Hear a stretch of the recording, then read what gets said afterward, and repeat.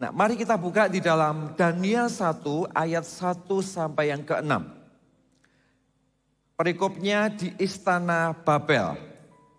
Pada tahun yang ketiga pemerintahan Yoyakim, Raja Yehuda, datanglah Nebukadnezar, Raja Babel ke Yerusalem, lalu mengepung kota itu.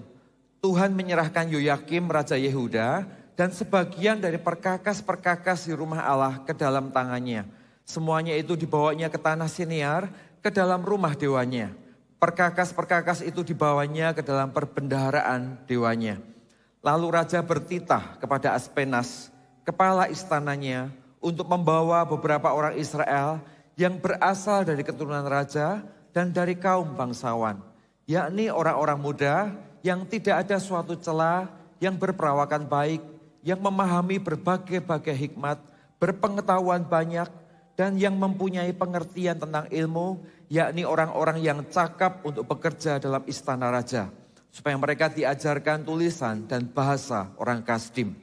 Dan raja menetapkan bagi mereka pelabur setiap hari dari santapan raja dan dari anggur yang biasa diminumnya.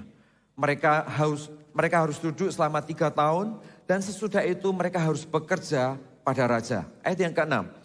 Di antara mereka itu ada juga yang bernama orang Yehuda, yakni Daniel, Hananya, Misael, dan Asarya.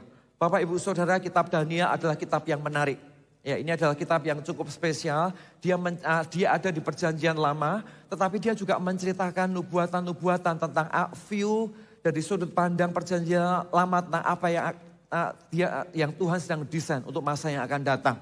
Nah, yang menarik adalah kitab Daniel ini, di dalam kelahiran seorang Daniel, di sana ada 3 pemimpin besar yang tumbuh di masa yang sama dengan tanggung jawab dan ruang yang berbeda-beda. Dan mereka bertiga adalah ruang lingkup tumbuhnya seorang Daniel di masanya.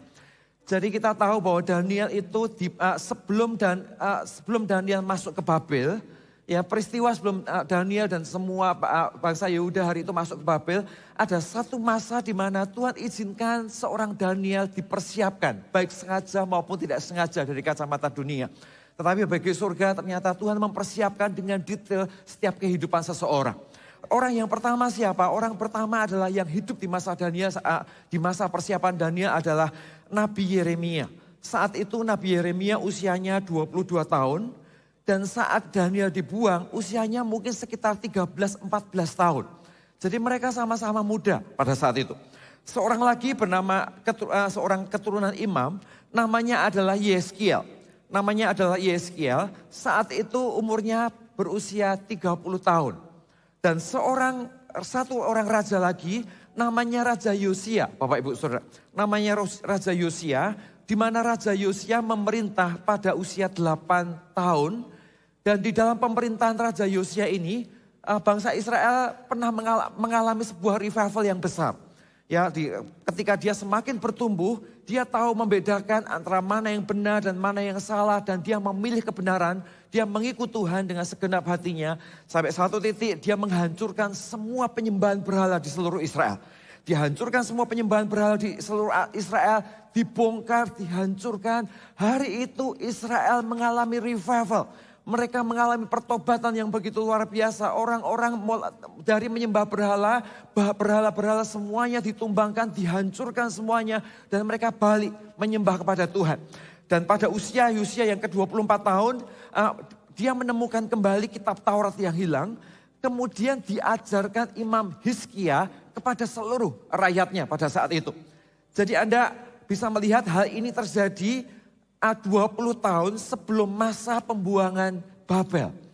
Jadi Anda bisa membayangkan, jadi Daniel ini adalah produk revival dari seorang raja yang namanya Raja Yosia. Ya, jadi sama seperti kita semua hari ini, ketika kita melihat hidup kita, kita mungkin tidak pernah memikirkan apa yang akan terjadi dalam hidup kita. Kita bahkan mungkin tidak pernah berpikir tentang 1-2 area di mana kita ternyata Tuhan taruh kita di sana untuk menyelesaikan satu area tertentu dengan misi tertentu, dengan tanggung jawab tertentu di masa di mana kita hidup. Tetapi ternyata situasi itu Tuhan sudah jauh mempersiapkannya di dalam kehidupan kita untuk diperlengkapi dan menjadi kuat di dalam area kita. Dan itu terjadi pada seseorang yang namanya Daniel. Dia bukan Allah yang ketika membuang seseorang masuk ke Babel tanpa punya plan, tanpa punya persiapan untuk melakukan recovery karena kasihnya kepada manusia. Dan Allah mempersiapkan ini jauh-jauh hari sebelum hal itu terjadi.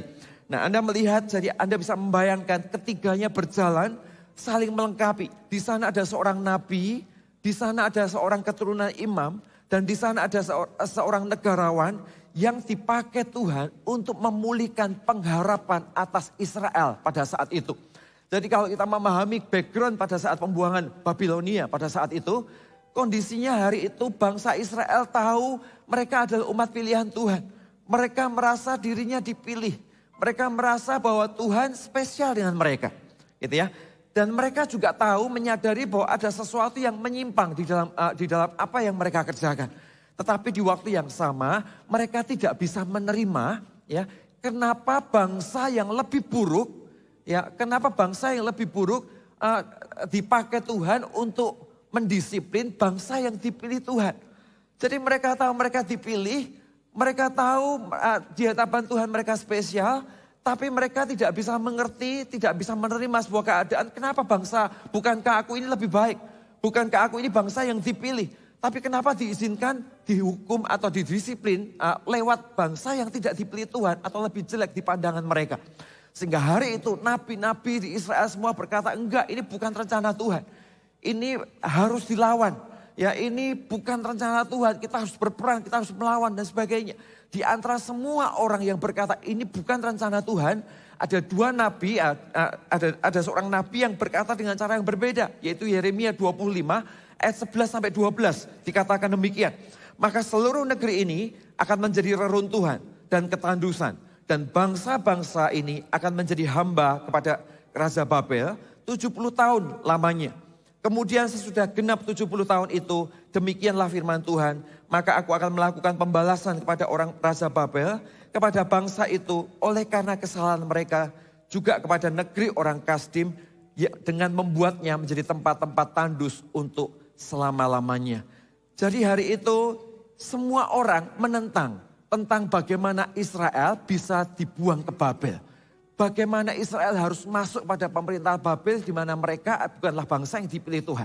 Di tengah-tengah semua menentang, ternyata ada satu nabi, dua nabi ini yang bercerita enggak, ini bukan, ini diizinkan Tuhan. Diizinkan Tuhan terjadi atas Israel. Diizinkan Tuhan Israel untuk masuk ke Babel, untuk masuk pengharapan, untuk masuk ke Babel. Dan di dalam Babel Tuhan memberikan pengharapan untuk memiliki sebuah pengharapan baru untuk ada di sana.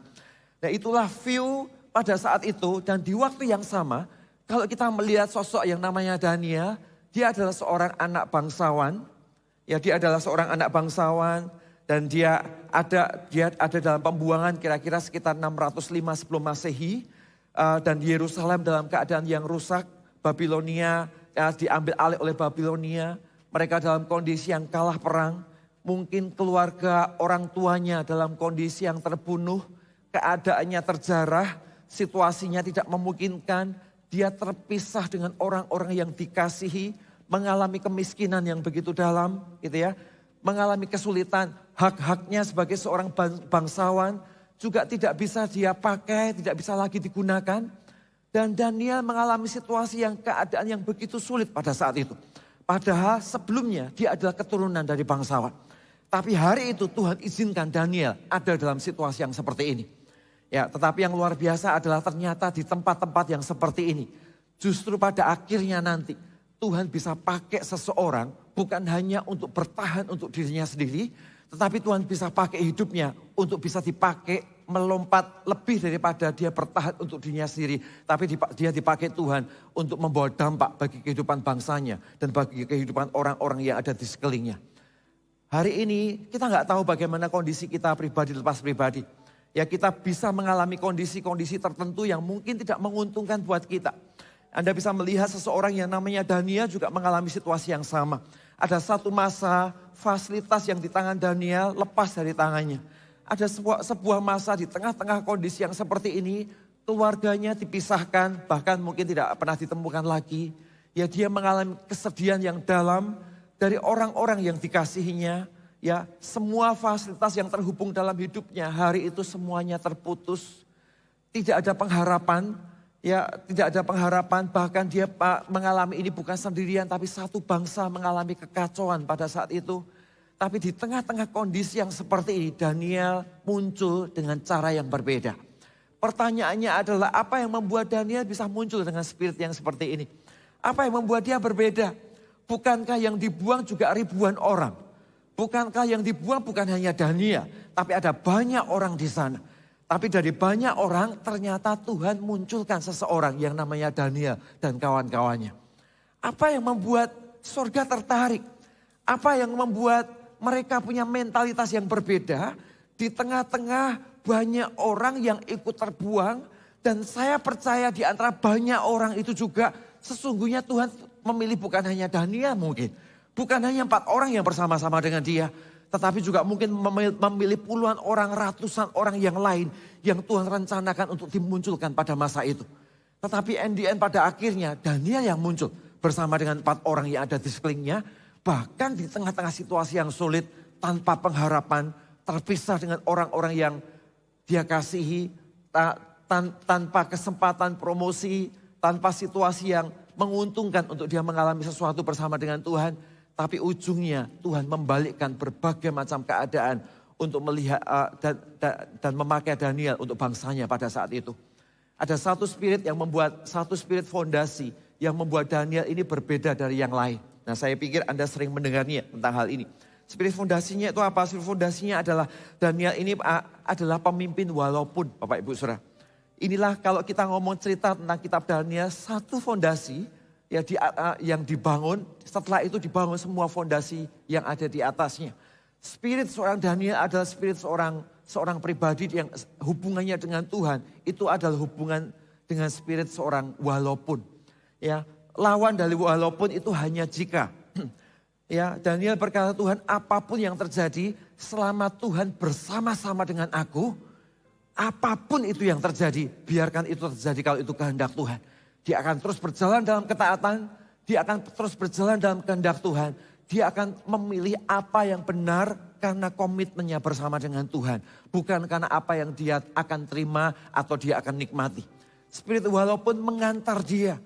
Bukan sekedar melihat Tuhan tentang apa yang dia dapat. Tetapi melihat Tuhan karena siapa Tuhan dan bagaimana dia hidup untuk mengasihi Tuhan. Atas setiap kesempatan yang Tuhan berikan di dalam hidupnya. Nah itulah mentalitas yang dimiliki oleh seorang Daniel. Dan lawan spirit walaupun itu adalah hanya jika Bapak Ibu Saudara.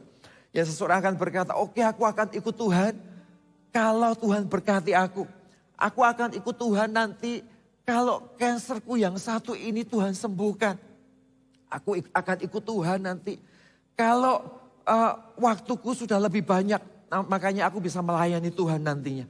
Aku akan ikut Tuhan nanti kalau anakku yang satu ini yang sedang bermasalah. Nanti hidupnya mengalami Tuhan, ini doaku. Aku punya waktu lebih dan aku akan ikut Tuhan setelah semuanya ini terjadi. Ya, orang yang seperti ini, orang yang mengikut Tuhan karena dia menetapkan sebuah syarat di hadapan Tuhan. Tentang bagaimana mengikut Tuhan. Akhirnya sampai kapanpun dia akan selalu punya alasan untuk mengikut Tuhan dengan sungguh-sungguh. Sampai kapanpun kesempatan dalam bentuk apapun selalu akan punya alasan untuk dia berkata tidak, untuk dia menunggu, untuk dia menunda sebuah pilihan yang terbaik untuk dia melangkah satu step lebih lagi bersama dengan Tuhan. Karena yang ada di pikirannya bukan tentang apa yang benar yang dia bisa persembahkan di hadapan Tuhan. Tetapi yang ada di pikirannya adalah apa yang Tuhan perbuat lebih dahulu dalam hidupku. Ya lebih dahulu dalam hidupku di mana aku puas di sana baru aku mempersembahkan sesuatu, aku membawa hidupku kepada Tuhan. Jadi sejak awal kita mengikut Tuhan, kita menjadi orang Kristen, tapi di hati kita yang paling dalam kita mempertanyakan seberapa Tuhan itu mengasihi kita. Kita mempertanyakan seberapa jauh Tuhan akan tolong hidupku dulu sehingga aku harus ikut Tuhan. Orang-orang begini tidak akan bisa melihat bagaimana kasih karunia Tuhan besar dalam hidupnya.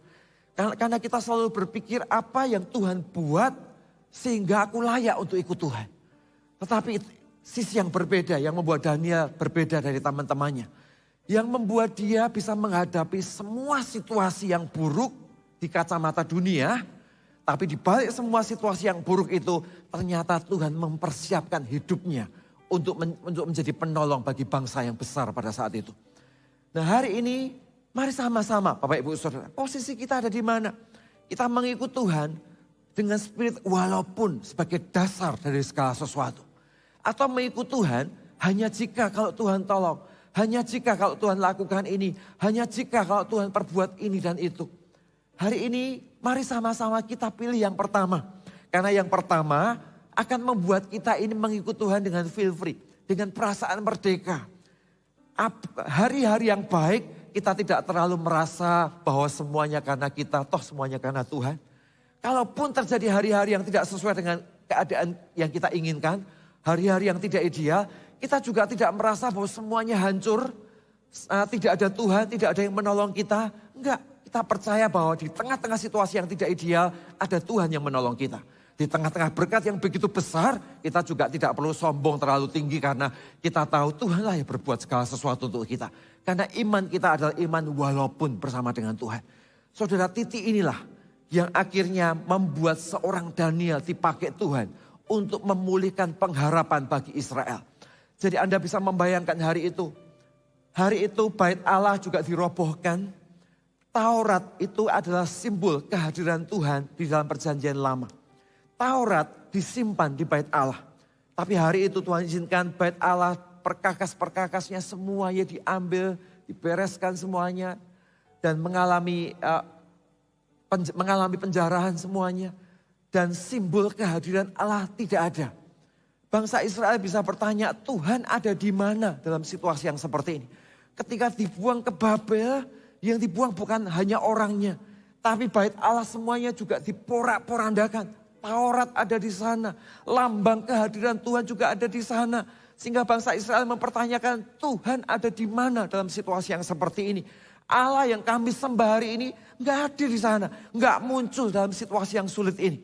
Dan di tengah-tengah situasi yang seperti inilah Tuhan munculkan seorang Daniel untuk menjadi simbol pengharapan, untuk bagaimana Tuhan memulihkan keadaan Israel. Tuhan mau ngomong pada Israel, iya memang kamu sedang ada dalam penghukuman. Iya memang kamu diizinkan untuk mengalami proses. Karena mungkin situasi, keputusan-keputusan yang salah di masa lalu. Tetapi sekalipun kamu dalam proses, sekalipun diizinkan Tuhan mengalami situasi yang tidak mudah. Sekalipun ada dalam sebuah keadaan yang enggak biasanya mengalami tekanan yang begitu sulit. Tetapi aku Tuhan tidak meninggalkan. Masih akan ada waktunya di mana pengharapan atas Israel akan muncul kembali dan menjadi kemenangan di hari-hari depanku. Dan itulah yang membuat Daniel dimunculkan pada saat itu, Bapak Ibu Saudara. Jadi Anda bisa membayangkan dalam situasi yang seperti ini, terjepit, dijauhkan dari orang-orang yang dikasihi, anak bangsawan yang tidak bisa menggunakan semua fasilitas yang dia punya. Ya, semua orang menganggap Israel sudah hancur. Simbol kehadiran Tuhan tidak ada. Semua orang mempertanyakan Tuhan ada di mana. Ya, di tengah-tengah keadaan yang seperti ini. Muncul seorang Daniel dan kawan-kawannya yang diinterview Nebukadnezar. Dan dia terpilih menjadi penasihat raja di antara orang banyak. Bayangin, di tengah-tengah semuanya tidak ada pengharapan. Di tengah-tengah semuanya sedang mengalami kehancuran. Di tengah-tengah orang lagi nyari Tuhan. Tapi simbol kehadiran Tuhan tidak ada di sana. Di tengah-tengah orang mau maju ke depan, satu langkah di depannya pun dia nggak tahu apa yang akan terjadi. Mereka tinggal dalam suasana perbudakan dan kemiskinan yang begitu dalam. Tidak ada pengharapan. Tapi ternyata dimunculkan sekelompok orang yang diinterview Nebukadnezar. Ternyata dia justru terpilih menjadi penasihat raja dari antara orang banyak. Dikatakan wisdom Daniel atau hikmat Daniel itu 10 kali lebih hebat daripada pesaing-pesaingnya. Daniel dikatakan memiliki komunikasi yang baik, menaklukkan hati pemimpin pengawas istana, membangun koneksi dan hubungannya dengan orang-orang yang di sekelilingnya. Ya, Alkitab berkata ayat yang ke-9, maka Allah mengaruniakan kepada Daniel kasih dan sayang dari pemimpin pegawai istana itu. Tetapi berkatalah pemimpin pegawai istana itu kepada Daniel, aku takut kalau Tuanku Raja yang telah menetapkan makanan dan minumanmu berpendapat bahwa kamu kelihatan kurang sehat daripada orang-orang muda yang lain sebaya dengan kamu. Sehingga karena kamu aku dianggap bersalah oleh Tuhan. Ya, ini adalah seseorang yang sedang ditahan, Saudara. Tapi Alkitab berkata, ayat yang 9 dikatakan, Allah mengaruniakan kepada Daniel kasih dan sayang dari pemimpin pegawai istana itu. Jadi Daniel diizinkan Tuhan mengalami penyertaan Tuhan, bukan hanya di kamar doanya. Tapi Daniel mengalami penyertaan Tuhan di hadapan manusia, di hadapan lawan-lawannya. Ya, di hadapan lawannya dia mampu membangun komunikasinya dengan baik. Dia mau mengelola situasi yang terbaik di tengah-tengah keadaan yang sulit. Yang hari itu terjadi bersama dengan situasi yang ada dalam hidupnya. Saudara, inilah yang membuat sosok Daniel yang begitu terjepit, begitu tidak punya pengharapan bersama dengan 4 orang saudaranya. Dan ternyata di tengah-tengah situasinya dia dipilih Tuhan untuk memulihkan pengharapan bagi Israel pada saat itu. Jadi tahukah ketika Tuhan mau mengangkat seseorang, ketika Tuhan mau mengeluarkan seseorang dari sebuah situasi hidup kita, itu seringkali bukan bergantung pada situasi yang ada di sekeliling kita menguntungkan atau tidak menguntungkan. Bukan bergantung kepada kondisi ekonomi di sekeliling kita lagi baik atau enggak baik. Bukan bergantung pada apakah dukungan, atmosfer, animo di sekeliling kita menolong kita atau tidak. Apakah nanti akan ada seseorang yang menolong kita atau tidak. Apakah hari ini ada tim yang menolong kita pada saat itu atau tidak. Awal mulanya bukan dari sana dulu. Tapi ternyata ada satu area di mana di tengah semuanya dilucuti dalam hidupnya. Semua potensi, semua yang ada dalam hidupnya, semua yang jadi pengaruh, semua yang jadi tool untuk dia melompat menjadi lebih tinggi, semuanya dilucutin dan dia gak punya apa-apa. Tetapi di tengah-tengah situasi yang seperti ini, tetap Daniel dimunculkan Tuhan sebagai sosok yang berbeda. Untuk memulihkan bukan hanya dirinya sendiri, tapi memulihkan pengharapan bagi Israel hari itu. Dan membangun sesuatu yang baru, sesuatu yang luar biasa atas Israel, lewat peristiwa Daniel dan kawan-kawannya hari itu. Saudara, saya ingin sharekan beberapa respon seorang Daniel yang membuat dia tampil dengan berbeda di tengah-tengah situasi yang dia hadapi. Justru di saat-saat tertekan, dia menjadi seseorang kepercayaan raja. Di saat-saat yang tertekan, dia dipakai untuk memulihkan pengharapan Israel. Di saat-saat dia tidak punya pengharapan, dia justru mengalami perkenanan penyertaan Tuhan yang begitu luar biasa. Ada beberapa prinsip yang simpel, sederhana, keseharian yang dibangun oleh seseorang yang namanya Daniel. Yang pertama apa Bapak Ibu Saudara? Yang pertama adalah karena kualitas hidup yang dia pilih. Ya, ada satu nilai yang melekat di dalam hidupnya. Ada satu nilai ini yang melekat di dalam hidupnya.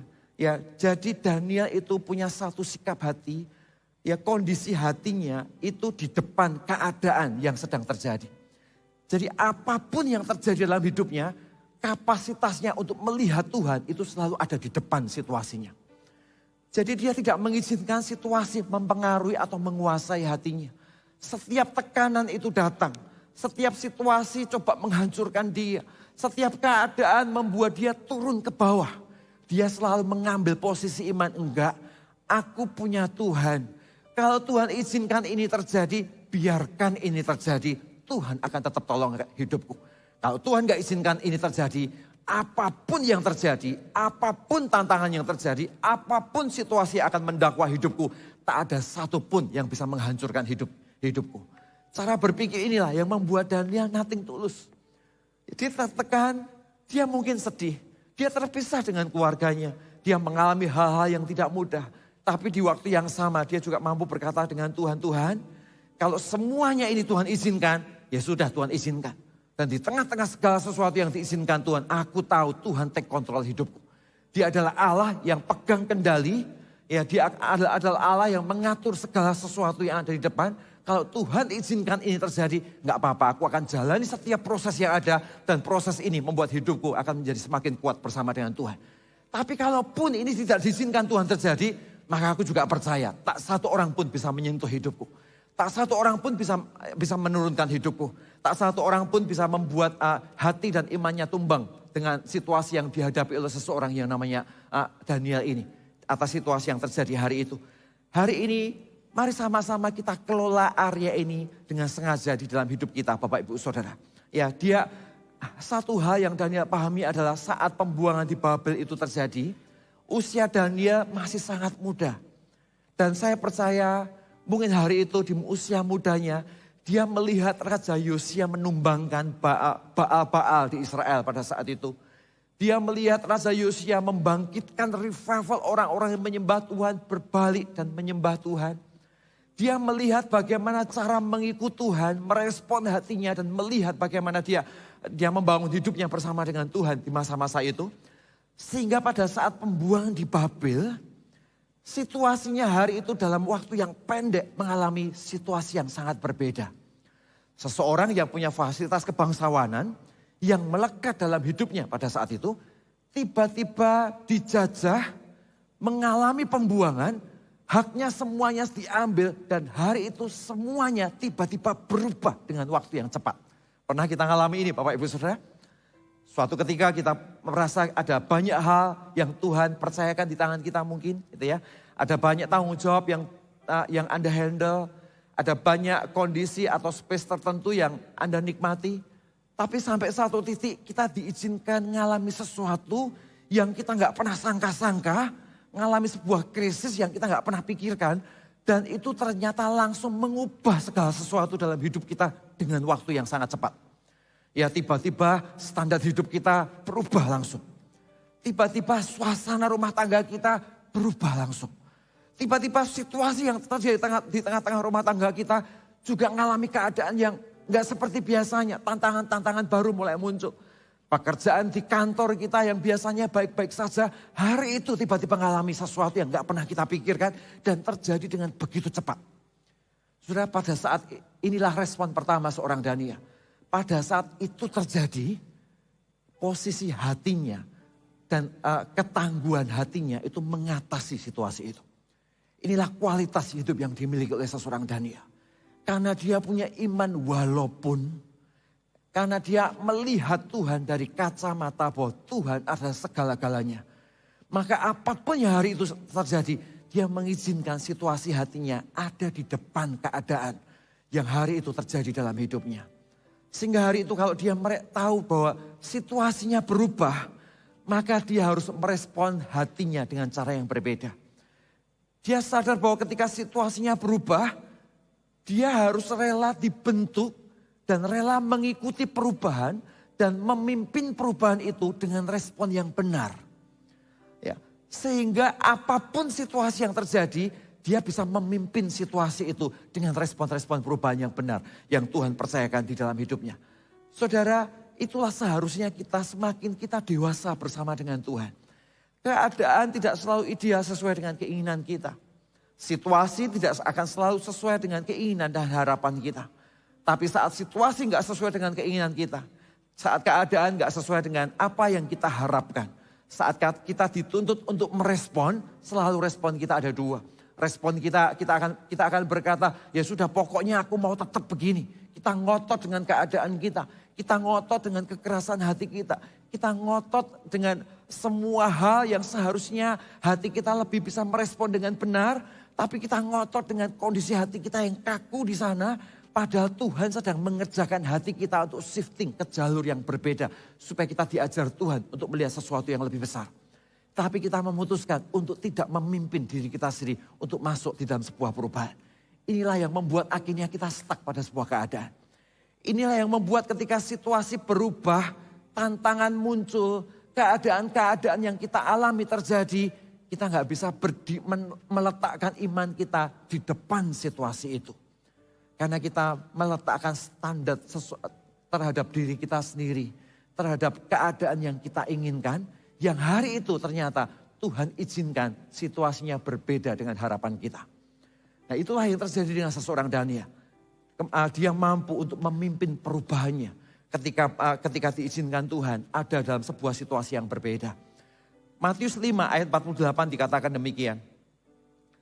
Karena itu haruslah kamu sempurna seperti Bapamu yang di surga adalah sempurna. Ya. Kenapa Tuhan berkata, karena itu haruslah kamu sempurna, teleos. Sama seperti Bapamu yang di surga adalah sempurna. Dan bahasa aslinya dikatakan sempurna ini dengan kata dewasa. atau komplit Bapak Ibu Saudara. Hidup kita ini komplit, ya, kedewasaan. Kedewasaan itu bukan tentang usia yang kita punya. Tapi kedewasaan itu kemampuan kita mengambil sebuah respon atas tanggung jawab yang Tuhan izinkan terjadi di depan kita. Jadi kemampuan kita untuk mengambil tanggung jawab, merespon dengan benar atas setiap situasi yang terjadi dalam kehidupan kita. Disitulah Tuhan menuntun kita dari satu keadaan kepada keadaan yang lain. Satu situasi kepada situasi yang lain. Orang-orang yang bisa berjalan dari situasi satu kepada situasi yang lain dengan merespon dan memimpin perubahan itu terjadi dalam hidupnya, maka dia akan mengalami pertumbuhan dengan Tuhan. Hidupnya itu akan penuh dengan pengenalan dan experience-nya, pengalamannya bersama dengan Tuhan. Bukan karena kata orang, tetapi karena dia mengalaminya dengan Tuhan. Bagaimana saat dia diberkati dan dia mengalami breakthrough-nya dari Tuhan saat masa-masa itu terjadi. Tapi sebaliknya juga bagaimana saat dia mengalami tantangan dan saat dia berjalan dalam tantangan, dia memilih memimpin perubahan saat tantangan itu terjadi. Ternyata ketika respon hatinya benar di sini, dia bisa melihat hikmat, ajaran Tuhan, sesuatu yang Tuhan sedang latih, sesuatu yang Tuhan sedang dewasakan atas hidupnya, atas tantangan dan situasi yang hari itu terjadi dalam hidupnya. Sehingga dia tidak memprotes Tuhan, tidak mempertanyakan Tuhan, tapi justru bisa melihat Tuhan izinkan ini terjadi. Karena Tuhan mau melatih aku untuk belajar 1-2 area tertentu di dalam kehidupan kita. Saudara, itulah kemenangan kita sebagai orang percaya. Bukan karena kita selalu berhasil dalam banyak keadaan. Bukan kita selalu diberkati di dalam banyak situasi. Walaupun kita tahu ujung dari kehidupan kita mengikut Tuhan. Ujungnya selalu kehidupan yang diurapi. Kehidupan yang diberkati. Hidup yang diatur oleh Tuhan. Masa depan yang dirancang dengan sesuatu yang terbaik yang Tuhan sudah prepare. Dengan yang terbaik dalam hidup kita. Bahkan sesuatu yang kita gak pernah pikirkan. Tuhan memberikan yang terbaik itu untuk kita. Tetapi Tuhan juga izinkan untuk menuju ke sana. Kadang-kadang ada tantangan. Tuhan mengizinkan untuk menuju ke sana. Kadang-kadang kita dihadapkan Tuhan pada perubahan-perubahan yang cepat tidak terduga. Tapi di sana Tuhan sedang mengajar kita untuk menjadi kuat dan merespon dengan cara yang benar. Di sini seringkali tantangan kita untuk bertumbuh. Kita memutuskan untuk merespon. Ya, kita memutuskan untuk merespon dengan benar. Atau kita memutuskan untuk marah dengan situasi. Begitu kita marah dengan situasi, ya sudah kita berhenti di kota itu. Cara berpikir kita akan berhenti di kota itu. Pertumbuhan kita akan berhenti di kota itu. Dan Tuhan tidak bisa akses kita ke ruang yang berbeda di dalam pengenalan dan hidup dan experience kita bersama dengan Tuhan. Tapi ketika kita izinkan Tuhan, aku akan ikut Tuhan, aku akan merespon dengan benar, aku akan memilih hal benar, walaupun semua situasi ini Tuhan izinkan terjadi, maka justru di tempat-tempat seperti inilah Tuhan akan membentuk hidup kita, melatih hidup kita untuk menjadi kuat. Dan ujung dari semua situasi adalah pada akhirnya adalah berkat-berkat Tuhan dan penyertaan Tuhan akan mengikuti mereka yang memilih tinggal di dalam ketaatan bersama dengan Dia. Hari ini mari kita tumbuh dengan sengaja di dalam area ini Bapak Ibu Saudara. Yang kedua apa? Apa yang membuat Daniel menjadi spesial di hadapan Tuhan? Sederhana sebetulnya. Daniel ini adalah seseorang yang punya kerelaan untuk menolong orang lain.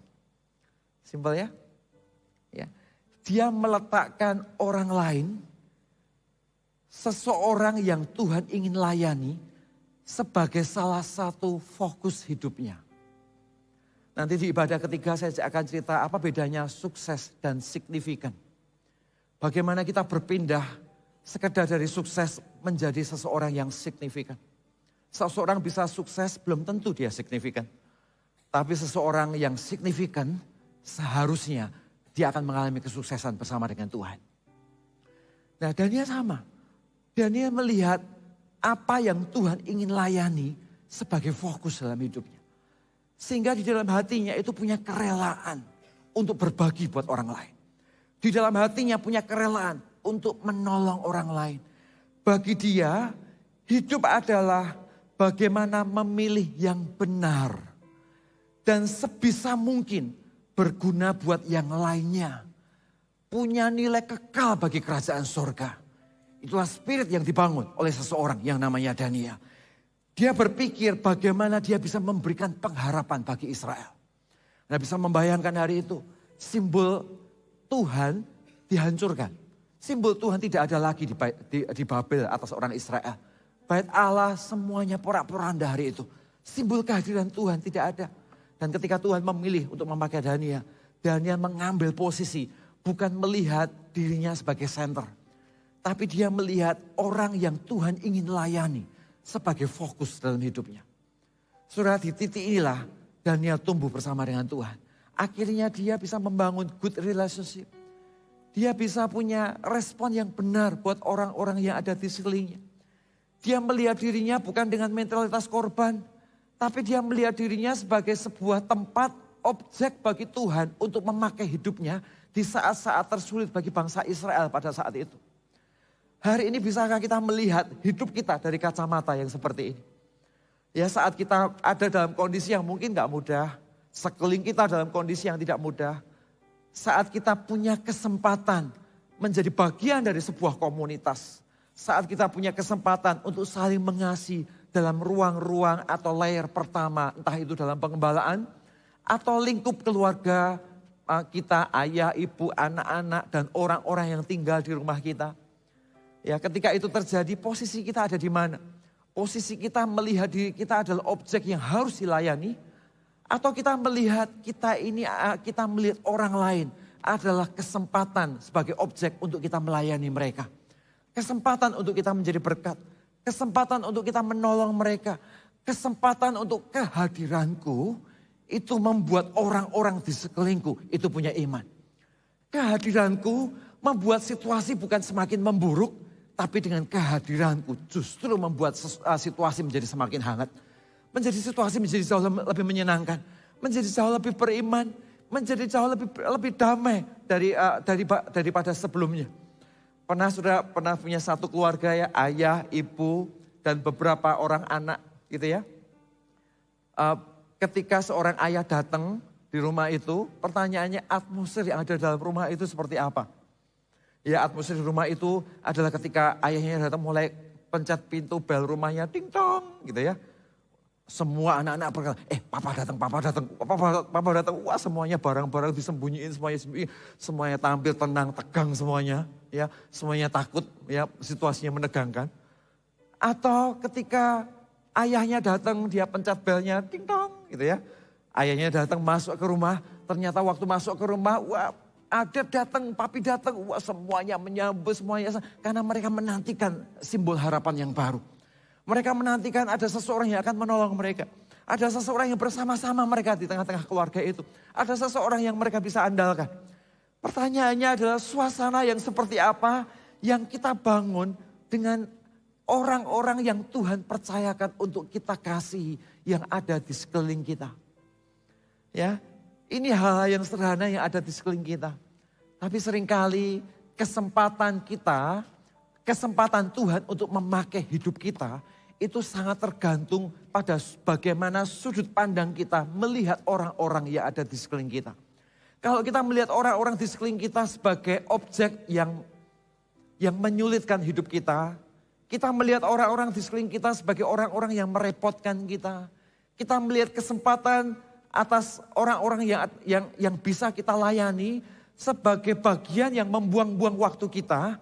Maka Tuhan pun tidak, sekalipun Tuhan ingin memakai hidup kita, cara pandang kita tidak sama dengan cara pandang Tuhan. Sehingga kita menjadi saluran yang berhenti mengalir di hati kita. Hati Tuhannya ditaruh, kerinduan Tuhan mungkin diberikan di hati kita. Tapi hati Tuhan dan kerinduan Tuhan gak bisa mengalir dari hidup kita. Gak bisa menjadi berkat di kanan kiri kita. Karena posisi hati kita dan respon hati kita melihat orang-orang yang ada di sekitar kita yang Tuhan percayakan untuk kita kasih. Kita melihat mereka dengan cara yang salah. Tapi saat kita belajar untuk melihat mereka dengan cara yang benar. Kita melihat bahwa hidupku ini gak selamanya. Hidupku ini adalah sebuah kesempatan. Aku ini diciptakan di tengah-tengah keluarga ini bukan kebetulan. Aku ada di tengah-tengah keluarga ini, di tengah-tengah situasi yang terjadi, di tengah-tengah komunitas yang Tuhan percayakan, bukanlah sebagai sebuah bencana. Ini adalah bagian dari kehendak Tuhan. Ini diizinkan Tuhan dengan semua tantangan dan berkat-Nya. Ini diizinkan Tuhan dan aku bagian dari tempat ini untuk melihat bagaimana keluarga ini semakin diberkati dan semakin mengenal kehendak Tuhan bersama-sama di tengah-tengah komunitas. Itulah spirit inilah yang membuat seorang Daniel tumbuh bersama dengan Tuhan. Membuat dia tangguh, membuat dia maju ke depan. Dia memutuskan untuk gak fokus melihat dirinya sendiri dan menyerah dengan keadaan. Tapi dia bisa melihat masih banyak orang yang harus dia layani. Sudah masih ingat ketika Raja Nebukadnezar memutuskan akan membunuh semua orang-orang bijaksana. Daniel menghadap Raja Nebukadnezar. Dan dia berkata, Tuanku Raja, kasih aku waktu. Ya, aku akan ceritakan arti mimpi itu. Padahal Daniel sudah tahu belum tentang isi mimpinya? Daniel nggak tahu. Daniel belum tahu tentang isi mimpinya. Tapi Daniel maju dulu dengan imannya. Karena ada satu tujuan. Objeknya bukan tentang dia. Tapi objeknya adalah banyak orang akan mati kalau mimpi yang satu ini tidak bisa diterjemahkan. Hari itu fokus Daniel bukan hanya pada dirinya sendiri. Tapi dia belajar untuk melihat bagaimana dia mengasihi orang-orang yang Tuhan ingin layani ada di sana. Ya. Yang ketiga apa Bapak Ibu Saudara? Yang ketiga adalah Daniel punya komitmen untuk melayani Tuhan sepenuhnya tanpa syarat apa-apa. Ya. Daniel punya komitmen untuk melayani Tuhan sepenuhnya tanpa syarat apapun juga. Ya, sudah tahu apa bedanya komitmen? Ya. Apa bedanya komitmen dengan keputusan? Setiap hari kita mengambil keputusan. Ya, setiap hari-hari dalam hidup kita suka atau enggak suka, kita ini ambil keputusan. Tapi antara keputusan dan komitmen itu berbeda. Ada sisi yang berbeda, Bapak Ibu. Seseorang mengambil keputusan untuk menikah dengan pria dan wanita yang tepat adalah keputusan yang benar. Tapi untuk membuat pernikahan itu benar-benar berbahagia sampai ke ujungnya, dibutuhkan lebih dari keputusan yang benar. Dibutuhkan lebih dari keputusan yang benar, yaitu apa? Yaitu komitmen yang tangguh bersama dengan Tuhan. Ya, suatu ketika ya di bulan April 1519 ada seorang pelayar Spanyol bernama Fernando Cortés. Dia mendarat di pelabuhan Veracruz, Meksiko. Dan dia bawa 600 pasukan untuk masuk ke Meksiko pada saat itu. Dan dia mendengar cerita bahwa ada kapal-kapal sebelumnya yang masuk ke Meksiko, tapi mereka semua kalah perang. Dan hari itu mereka juga datang, mereka bawa 600 pasukan saja. Si Jenderal Fernando Cortés ini dia tanya kepada pasukannya. Dia tanya begini, kita akan masuk ke Meksiko karena di Spanyol sudah tidak ada makanan lagi. Jadi kita akan masuk ke Meksiko. Pertanyaannya adalah kita mau menang gak di Meksiko? Kalau kita mau menang, kita perlu sepakat untuk satu hal. Pasukannya ditanyain satu-satu. Mau menang gak? Semua berkata oke, kita mau menang. Kita mau all out, kita mau habis-habisan, kita mau menang di Meksiko ini, gitu ya. Singkat cerita, oke kalau kita mau menang, ikutin directing saya, gitu ya. Singkat cerita 15 kapal ini mendarat, semua persenjataan semuanya dikeluarkan, semuanya diturunkan dari kapal itu. Setelah itu dia perintahkan semua prajuritnya untuk membakar 15 kapal yang mendarat itu. Jadi kapalnya semuanya dibakar, 15 semuanya dibakar. Ya. Akhirnya mereka masuk ke Meksiko dan menguasai Meksiko dalam 2 tahun. Sudah ngerti maksud saya, ini bukan cerita tentang film dan peperangan, bukan itu poinnya. Tetapi lebih tentang inilah komitmen. Komitmen itu bicara tentang bagaimana begitu kita mengambil sebuah keputusan bersama dengan Tuhan, maka kita bakar kapal kita di belakang, kita memilih Kristus dan hanya Tuhan, berjalan dan dengan waktu dan ujungnya tetaplah hanya Tuhan. Dan orang-orang seperti ini adalah orang-orang yang akhirnya tidak akan pernah dikecewakan oleh surga. Karena surga menghargai komitmen kita. Surga menghargai ketaatan kita untuk maju dan masuk di dalam kehendak Tuhan. Dalam situasi yang terbaik maupun dalam pilihan-pilihan yang mungkin tidak menguntungkan buat kita. Tapi di mana ada komitmen untuk berani bakar kapal kita. Dan Anda memutuskan untuk maju ke depan. Justru ketika Anda maju ke depan. Anda melihat berkat-berkat yang tersembunyi. Yang tidak terduga. Yang tak pernah kau pikirkan. dibuka satu-satu. Ya karena penyertaan Tuhan di dalam kehidupan kita. Tahukah di dalam hidup ini Tuhan itu gak minta segala-galanya Bapak Ibu Saudara. Tetapi dia minta kerelaan kita untuk memberikan segala-galanya. Ya, jadi Tuhan gak minta segala-galanya. Tapi dia minta kerelaan kita untuk memberikan segala-galanya. Ya, sudah ingat ketika Tuhan ngomong kepada Abraham, serahkanlah Ishak anakmu yang kukasih itu kepadaku. Singkat cerita, Abraham bawa Ishak ke bukit, akan dibunuh kan, akan dibunuh. Dan Tuhan berkata, hentikan itu, hari ini telah ku tahu kondisi hatimu. Pertanyaannya adalah, apakah Ishak benar-benar diambil? Bukankah Ishak segala-galanya buat Abraham? Hari itu Ishak gak diambil. Tapi kenapa Tuhan berkata kepada Ishak, berikan Ishak kepadaku. Bukankah itu segala-galanya buat Abraham? Jadi apa yang dimaksudkan oleh Tuhan? Yang Tuhan inginkan adalah kerelaan kita untuk memberikan segala-galanya buat Tuhan. Tapi setelah Anda punya kerelaan untuk memberikan segala-galanya buat Tuhan. Apakah dia sungguh-sungguh ambil segala-galanya dari Anda? Ternyata tidak. Justru ketika dia menemukan kerelaanmu untuk memberikan segala-galanya. Dia justru Allah yang memberikan segala-galanya untuk kita. Memberkati hidup kita, mempersiapkan hidup kita. Dan menyiapkan hidup kita untuk favor dan perkenanan Tuhan di setiap level yang Tuhan percayakan dalam hidup kita.